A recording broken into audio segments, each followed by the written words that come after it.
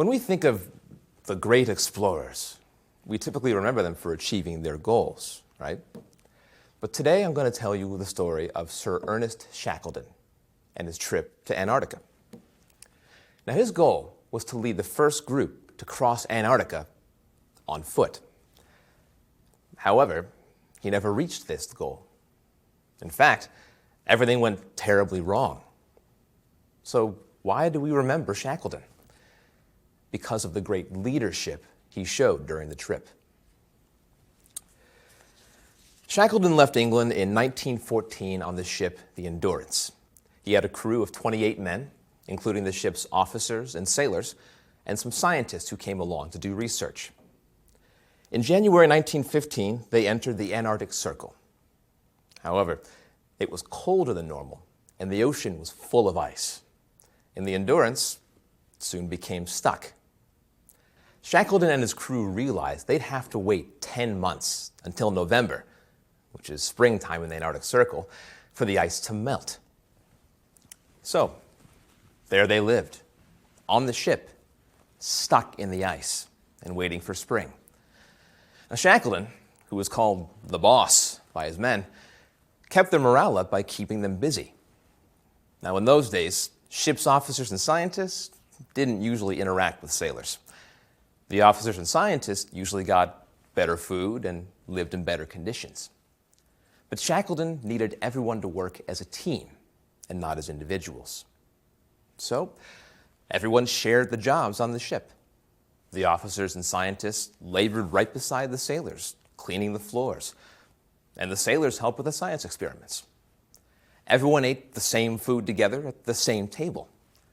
And consequently, the men all became friends and learned to work together. Over the long winter, as the ship floated with the ice began to crush the ship. The crew could hear the awful sound of the wood bending and breaking as the ice closed in. And so in October of 1915, Shackleton ordered everyone to move off the ship and onto the ice. For nearly a month, they lived on the ice, next to the dying ship, watching it get slowly crushed. Then on November 21st, 1915, with Shackleton's cry of, "She's going, boys!" the men watched, horrified, as the Endurance came apart and sank into the water.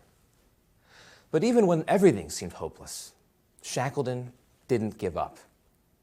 He promised his men that if they worked hard and stayed together, they would get home. Now at this point, Shackleton's leadership style was very important to the survival of the crew. Because of the way he treated the men, treating each man with respect, the crew became extremely loyal. They believed in him. If Shackleton believed they would get home, well, the men believed it too. With the arrival of summer in March of 1916, the ice they had been living on began to melt. At this point, Shackleton and his men knew that they had to get to land. Now, they had floated close enough to see Elephant Island, a small rocky island about 100 miles off in the distance. So in April, Shackleton and the crew got into 3 small boats they had saved from the ship. And after 7 days of rough water and freezing temperatures, they finally made it to Elephant Island. It had been 467 days, more than a year since the men had stood on land. However, they still had absolutely no hope of rescue. No one knew where they were. At this point, Shackleton made his riskiest decision yet. He decided to take one of their small boats and sail back to a whaling station on South Georgia, an island about 800 miles away, and get help.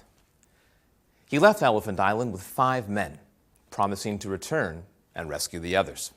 After 17 days of sailing through some of the roughest waters in the world, Shackleton and the 5 men finally made it to South Georgia, amazingly. However, they still had to walk for 36 hours over ice-covered mountains to reach the whaling station, so their job wasn't done.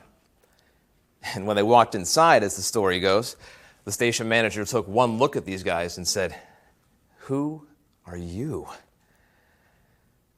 it had been so long that everyone thought Shackleton and his crew were dead. Over the next 4 months, Shackleton tried 3 times to rescue the men back on Elephant Island.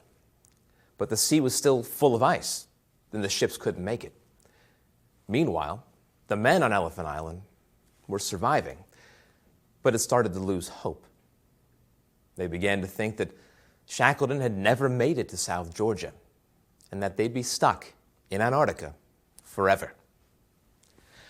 Then on August 30th, 1916, nearly 2 years after their trip had begun, the men saw a ship approaching in the distance.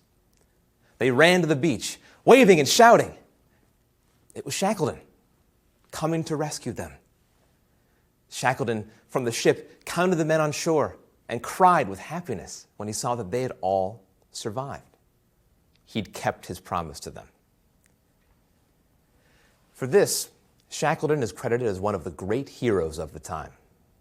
Not for reaching his original goal, but for leading his men through some of the worst conditions in the world and keeping his promise to them to bring them home alive.